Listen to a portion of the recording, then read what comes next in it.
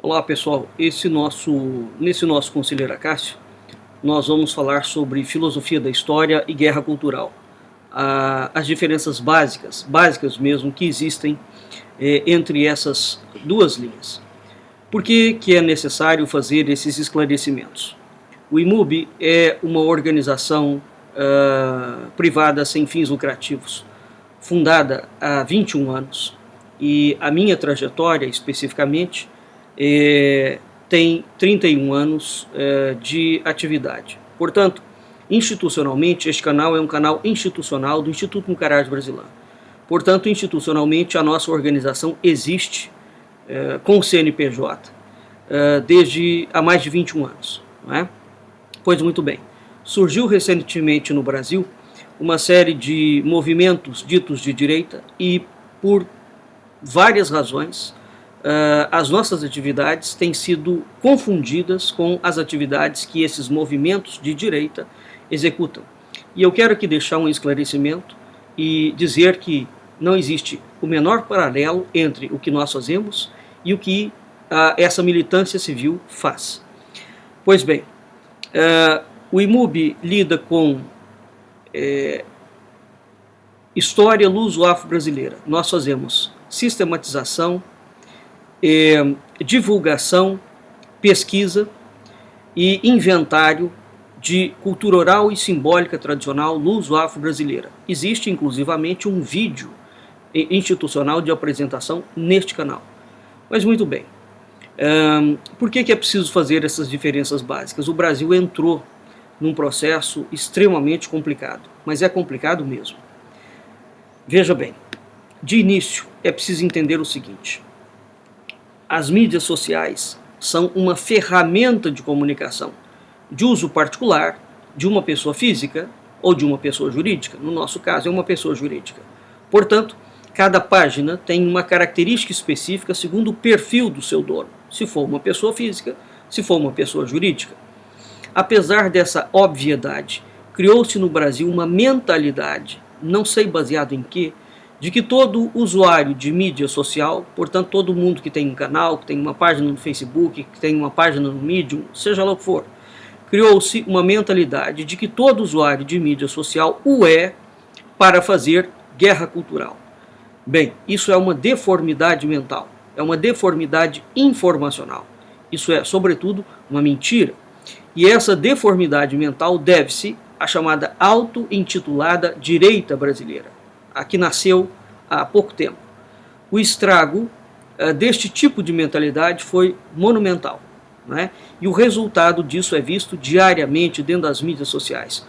Basta que nós tenhamos atenção ao nível de agressividade, a como as pessoas se insultam mutuamente, a falta de um debate claro, cristalino, a falta de entendimento de que o indivíduo, de que nós podemos discordar de uma pessoa de um modo educado, sem insultá-la, sem fazer assassinato de reputação. Isso é tudo resultado de um processo. Bem, como algumas pessoas, conforme eu falei, por má fé, muitas por má fé e outras por desconhecimento, equiparam o trabalho do IMUB com o desta direita, é preciso equacionar as diferenças intransponíveis que existem entre o que nós fazemos, que é filosofia da história, e guerra cultural.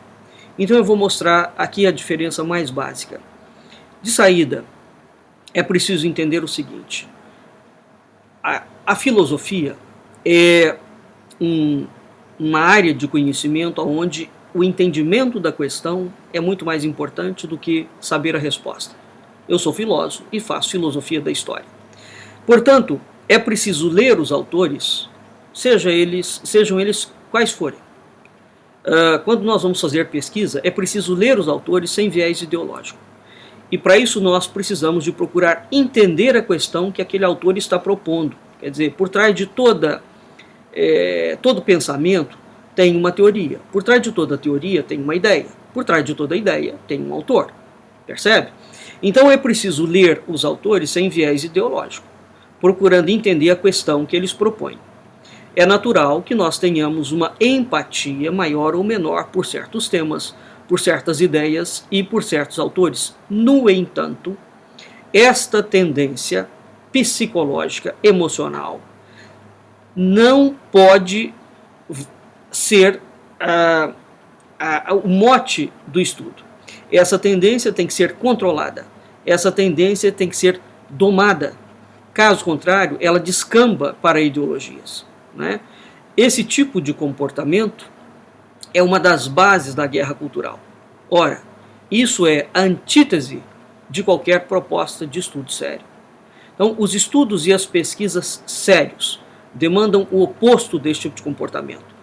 Esses estudos sérios demandam suspensão de juízo. Porque se eu não tiver suspensão de juízo, não existe a possibilidade de eu entender qual é a questão que está sendo proposta por aquele autor, uma vez que eu tenho que estudar o autor. Muito bem, essa direita, que se diz cristã no Brasil, criou um câncer mental e emocional altamente letal. Eles criaram a tática da guerra cultural. Guerra cultural é uma tática de um movimento revolucionário da esquerda, né? Essa direita que nasceu e diz falar em nome de uma restauração e de um restabelecimento de uma alta cultura brasileira, criou ou repete a mesma estratégia de guerra cultural da esquerda. E eu vou além. O conceito que eles preconizam é exatamente o mesmo de Antônio Gramsci. Guerra cultural é um conceito de um movimento revolucionário. E esse conceito, ele objetiva a conquista e a consolidação de uma posição hegemônica dentro da sociedade e dentro da cultura. E, para tanto, é preciso destruir literalmente aqueles que se consideram seus oponentes. Portanto, guerra cultural é uma coisa gravíssima, seríssima, antidemocrática, anti-acadêmica, não é? E ela parte do objetivo de que todo mundo que não converge com a linha de pensamento dele é considerado um oponente, e esse oponente tem que ser literalmente eliminado. O que é isso? Isso é um projeto de poder totalitário. Aqui está, para quem, de uma forma um pouco mais sucinta, dicionário enorme de Antônio Gramsci. Aqui em Antônio Gramsci, não é? Está perfeitamente delineado o conceito de guerra cultural. E aqui nesse dicionário de Antônio Gramsci, se vocês se derem ao trabalho de ir no verbete chamado alta cultura, vocês vão ver que foi extraído daqui exatamente o mesmo processo que tem sido seguido pela suposta ou autodenominada direita brasileira. Dado que essa proposta de guerra cultural é defendida por essa suposta direita, nós estamos diante não de um paradoxo, mas de uma tática de manipulação de massa, e por trás dele, o que existe? Existe um projeto de ocupação de espaço de cariz político e ocupação de espaço de viés totalitário. Tudo isso conduzido em nome de Deus. Resta saber a qual Deus eles servem. Uma diferença entre nós. O Instituto Mucaraju Brasileiro, por estatuto, é proibido de ter vínculo político, partidário ou religioso com quem quer que seja. Nós somos um centro de pesquisa, né? Agora, é preciso entender o seguinte, que ninguém se iluda. A esquerda sempre fez guerra cultural, e essa direita que nasceu sobre a premissa de combater a esquerda também está fazendo guerra cultural com a mesma intensidade, com a mesma violência e com o mesmo objetivo, hegemonia cultural. O que os distingue? O tamanho, evidentemente, da esquerda, os anos que a esquerda atua dentro do mundo, a verba e a profundidade da militância. No entanto, a forma e os métodos de fazer essa militância são exatamente os mesmos. Independentemente do resultado das eleições, o Brasil entrou num longo período de guerra fria, em termos intelectuais. Nós precisamos resistir ao que vem por aí. Portanto, é gravíssimo o momento que o Brasil entrou. Muito bem, o que nós fazemos? Nós fazemos filosofia da história. Nós somos um grupo de pesquisa e o nosso trabalho é filosofia da história focado em cultura oral e simbólica tradicional luso-afro-brasileiro. O que é a filosofia da história? Os alemães inventaram a disciplina que, a partir de Hegel, ficou conhecida como filosofia da história, com destaque para Johann Herder. Ele tem uma obra chamada Também uma Filosofia da História, de 1774. E um outro autor clássico nesse sentido também é Immanuel Kant, na obra dele A Ideia de uma História Universal de um Ponto de Vista Cosmopolita, de 1783. Então a história, enquanto disciplina acadêmica, separada, portanto, da literatura e da filosofia, ela se consolidou entre o século XVIII e XIX. Né? A chamada filosofia da história, atualmente, ela sofre um anátema, não é? Sobretudo no Brasil. Quase ninguém mais faz filosofia da história no Brasil. Nesse sentido, o IMUB está na contramão do processo histórico brasileiro. Não é? A filosofia da história admite 3 acepções de história. Quando você vai estudar história, não é, sob a perspectiva da filosofia, o filósofo tem uma forma diferente de fazer história, como faz o historiador tradicional. É preciso que se distinga isso. Não é? Então, a filosofia da história, ela admite 3 acepções que se distribuem por 3 grandes períodos da história do pensamento. Né? Nós temos, primeiro, a filosofia da história teológica, a chamada história providencial, que remonta fundamentalmente a Santo Agostinho, e a concepção cristã de tempo. Uma segunda concepção, nós temos a filosofia da história metafísica, ou a chamada história especulativa, que remonta às concepções de história da humanidade ou de história filosófica que foi sistematizada no século XVIII. E nós temos a chamada filosofia crítica da história, é a epistemologia, né, ou a teoria da história, que remonta às considerações sobre a possibilidade de uma ciência da história. E isso é próprio de uma versão que surgiu a partir do século XIX. Ora, cada uma dessas concepções se deixa identificar, em certa medida, por referência a um paradigma distinto que assume para elucidar aquilo que se chama preliminarmente de o motor da história. Ou seja, quando nós vamos estudar a história, o que move um processo histórico? Não é? O que move o sentido da história? Então, a filosofia da história teológica, que é um desses modelos, considerada atualmente como a pré-história da filosofia da história, ela ampara-se em uma visão providencialista, né? Segundo a qual o curso da humanidade é explicado como a realização dos desígnios de Deus, ou dos desígnios dos deuses. Portanto, quando nós analisamos a história, o que move a história? Move a história, segundo essa visão, a uma autoridade externa, né, que transcende o tempo aonde transcorre a vida humana. É isto. Então, essa visão providencialista admite a ideia de que existe um ente transcendente fora do plano histórico. Existe Deus, num sentido judaico, num sentido cristão, num sentido muçulmano, ou existem deuses, como no caso da cultura grega, como no caso da cultura egípcia, como no caso da cultura indígena, como no caso da cultura indiana, percebe? Então, existe uma forma de estudar a história em que você analisa os movimentos humanos, não é? E esses movimentos humanos sempre analisados sob a perspectiva de uma atuação divina, de entes. Isso é a história providencialista. Isso é o que o IMUB faz.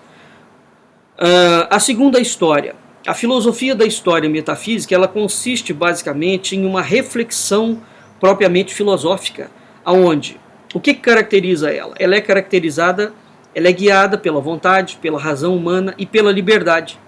E a vontade e a razão são tomadas como categorias transcendentais, constituintes, determinantes do processo histórico, certo? Portanto, a história é vista sob a perspectiva de que os homens é que fazem a história, eles não admitem nenhuma concepção transcendente da história. Por fim, nós temos a filosofia crítica da história, né, onde ela compromete-se com uma análise epistemológica, acerca das condições de um conhecimento científico da história, que pretende poder ainda amparar as concepções segundo as quais o princípio básico do desenvolvimento histórico consistiria de certos fatores fundamentalmente materiais e antropológicos, tais como, por exemplo, as relações políticas, as relações sociais, as relações econômicas, os fatores geográficos, as raças, certos aspectos psicológicos. Então, essas duas últimas concepções, elas não admitem, sob nenhum aspecto, são concepções materialistas da história, elas não admitem, sob nenhum aspecto, a ideia de entes transcendentes ou uma visualização transcendente da história. Em suma, a filosofia da história teológica, para consolidar melhor esse pensamento, tem o seu motor em Deus, ou nos deuses. Quando nós vamos estudar a história grega, que é uma história pagã, veja, os pagãos não são ateus, hein? O paganismo admite a existência de entes transcendentes. No caso, eles têm um panteão de deuses. Isso está dentro dos estudos enquadrados na chamada filosofia da história teológica. Tá? Então, a filosofia da história teológica tem o seu motor em Deus ou em deuses, caso seja uma cultura pagã. A filosofia da história metafísica tem o seu motor na vontade, na razão humana, na liberdade. E a filosofia crítica da história tem o seu motor da ciência. As duas últimas filosofias, portanto, a da história metafísica, né, e a filosofia crítica da história, são concepções materialistas da história. São três visões distintas, são três visões, de certo modo, inconciliáveis, e, particularmente, o IMUB e eu advogamos, trabalhamos com a visão da filosofia da história teológica. Portanto, de saída, nós admitimos, enquanto pesquisa histórica, que existe um ente transcendente que dirige e determina os destinos da humanidade e o curso dos acontecimentos históricos. Isso não tem nenhuma relação com religião, tem a ver com o foco de estudo. Como é que a gente trabalha esta visão?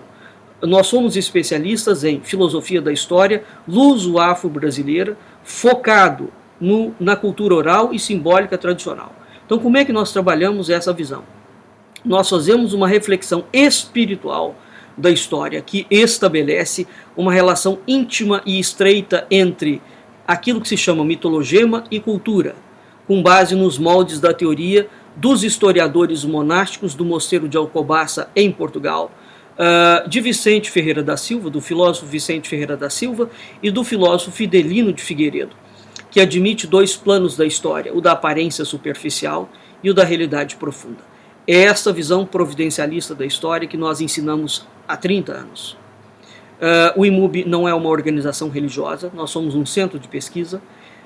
Nós, portanto, não seguimos nem advogamos nenhuma religião, mas nós cremos firmemente que a história humana só faz sentido e só se explica à luz da existência de entes transcendentes, de Deus ou de deuses, no caso das culturas pagãs. Eu, particularmente, ensino história luso-afro-brasileira. Para vocês entenderem como isso funciona, eu tenho inúmeros programas de rádio sobre isso. O mitologema inicial da coroa portuguesa foi a visão que Cristo, que o primeiro rei de Portugal, Dom Afonso Henriques, teve de Cristo em Ourique, no campo de Ouriques, cujas palavras de Cristo, direcionada ao rei, determinaram a grei, o destino, a missão que Portugal, enquanto coroa, haveria de ter no mundo, espalhando a fé e o império de Deus sobre a face da terra. Então a história da coroa portuguesa move-se segundo um eixo de mitologema específico, onde ela tem os seus braços principais em Cristo como eixo, a coroa portuguesa, a história dos templários em Portugal, ou a história da Ordem de Cristo, o Quinto Império de Joaquim de Fiore e os chamados temas da Sebástica. Isso é o que move a história de Portugal. A história do Brasil, o Brasil enquanto criação da história de Portugal, segue o curso desses acontecimentos. E essa história está completamente enquadrada neste eixo, neste mitologema, portanto, até 1822. Portanto, o mitologema que move a história do Brasil é o de Cristo em Ourique. A independência do Brasil, em 1822, rompe com esse mitologema e forja a instauração de uma história sem a providência divina. Portanto, o movimento da independência criado pela maçonaria cria uma história materialista, interpretada segundo as regras do materialismo histórico e do materialismo dialético. Portanto, quando eu ensino sobre movimentos revolucionários, por exemplo, quando eu falo sobre a política brasileira, quando eu falo sobre determinados aspectos que estão acontecendo agora no Brasil, eu sempre o faço tendo em relação ao mitologema, a cultura, o materialismo histórico e o materialismo dialético em perspectiva. Então, os mais de 400 vídeos que existem dentro deste canal, todos eles seguem exatamente esta linha de interpretação histórica. Portanto, o IMUB e eu apenas e simplesmente ensinamos história. Nós apenas e simplesmente fazemos filosofia da história. Nós somos um grupo de pesquisa em cultura oral e simbólica tradicional luso-afro-brasileira. De modo algum, nós nunca usaremos ou faremos qualquer tipo, dentro das mídias sociais, nós nunca usamos ou usaremos as mídias sociais para fazer guerra cultural. Nós fazemos filosofia da história.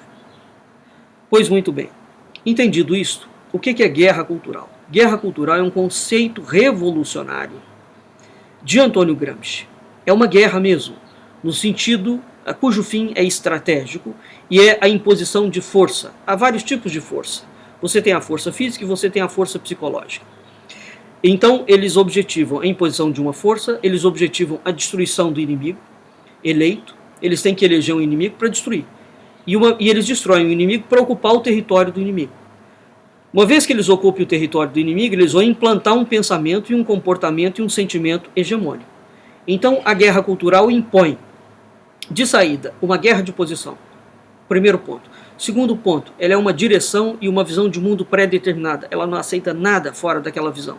Terceiro ponto, ela tem um plano estratégico, é um projeto de poder. Segundo, ela mobiliza forças populares ou forças de outro tipo.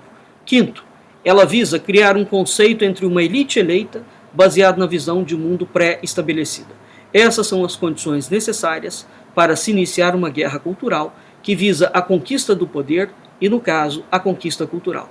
Certamente, essa guerra elege valores descritivos, valores gnosiológicos, valores axiológicos e lança mão das chamadas táticas e métodos de intimidação, de assassinato de reputação, entre outros, e de heurística, entre outros. Pois bem, a direita cristã que nasceu no Brasil surgiu com um discurso de restabelecer a alta cultura no Brasil. Inicialmente, ela dizia que estava combatendo os comunistas, que era o motivo primeiro e justificado. Com o tempo, o leque estendeu-se a todo tipo de gente, inclusive não comunista. Todo tipo de gente, indistintamente. E eles foram acusando-os, todas essas pessoas, perseguindo essas pessoas, pessoas e instituições, do crime, cujo único crime é não concordar com a visão de mundo que eles advogam e que eles querem implementar. Então, sob o argumento primeiro de combater o comunismo ou a esquerda, o marxismo cultural, a direita cristã diariamente vira suas baterias contra tudo, contra pessoas físicas e contra pessoas jurídicas, contra todos aqueles que ela elege como inimigos, sejam eles reais ou imaginários. E as acusações que eles lançam sobre as pessoas físicas ou jurídicas vêm irmanadas com insultos, mentiras, palavrões, assassinato de reputação, perseguição, e isso tudo é sempre executado em bando, em rede. Eles têm uma agenda declarada de assumir posição cultural, uma agenda declarada de fazer guerra cultural, uma agenda declarada de assumir posição política. Haja vista a quantidade de membros da direita que estão apoiando claramente um certo candidato político agora, neste pleito de 2018, e muitos deles são eles mesmos candidatos políticos. Muito bem. Então eles têm uma agenda declarada de assumir uma posição cultural e política. Eles têm uma agenda declarada, declarando-se como a elite intelectual que vai salvar o Brasil, recolocando o Brasil nos trilhos da paz e da fraternidade. Ora, esse comportamento belicoso é justificado em nome do restabelecimento da alta cultura, ou seja lá o que eles entendem por alta cultura, não é? Veja bem, as mídias sociais, que são simplesmente uma ferramenta de comunicação, tornou-se um campo de batalha para fazer guerra cultural, onde vários grupos se retroalimentam de ódio e de modo autofágico. Criou-se o consenso, repito, baseado não sei em qual realidade, que todo usuário de mídia social está a fazer guerra cultural contra os comunistas. Isso não só nunca foi verdade, bem como é de uma estupidez imensa, e a palavra é forte, mas é essa mesmo. Sobretudo, pelos efeitos colaterais psicológicos nocivos a longo prazo, que certamente serão manifestados no tecido sociocultural em razão deste tipo de comportamento e deste tipo de pensamento. Exemplifico. Um dos descalabros dessa guerra cultural é o uso de uma dupla propaganda. É uma propaganda persuasiva e é uma propaganda sensitiva. Propaganda persuasiva, ela atua primeiro através da razão. A propaganda sensitiva busca uma sensibilização emotiva e ela opera sobre as esferas emocionais básicas, a agressividade, a satisfação material, o desejo sexual, a religião, o sentimento pátrio e o amor familiar. Veja bem que isso é a tônica que tem movido muitos discursos dentro das mídias sociais. Esses são mecanismos de poder para excitar a violência coletiva, a mobilização das massas, ou para fazer o contrário, submeter a população, né? Levá-la a uma apatia. Então, como é que um povo mobilizado em guerra cultural, né, desse modo, pode pensar em restabelecer a alta cultura? Nós temos aqui alguma coisa extremamente fora de norma, fora de caixa. Por tudo isso acima, exposto que eu coloquei, inexiste a mínima equivalência ou possibilidade de comparar o que este canal faz, a filosofia da história, com o que a direita faz, que é guerra cultural. Nós simplesmente ensinamos. Eles têm uma agenda de controle cultural e político para salvar o Brasil. Nós divergimos deles de modo intransponível em teoria, em método, em visão de mundo e em comportamento. De forma nenhuma o IMUB aprova guerra cultural. Eu creio firmemente que o grande agente histórico do mundo é Deus, é um ente transcendente, não são os homens. Portanto, eu sou frontalmente contra, avesso a todo tipo de tentativa de controle e de manipulação da história, sobretudo daqueles que dizem fazer isso, em nome de Deus. O IMUB e eu, nós ensinamos filosofia da história providencialista luso-afro-brasileira.